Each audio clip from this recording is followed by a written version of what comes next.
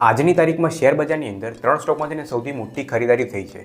એમાંથી આપણો જે સૌથી પહેલો સ્ટોક છે ને એનું નામ છે ક્વોડ્રન્ટ ફ્યુચર ટેક લિમિટેડ। આ જે કંપની છે એમાં છે ને પાછલા 2 અઠવાડિયામાં 1170 કરોડની છે ને ખરીદારી થઈ છે।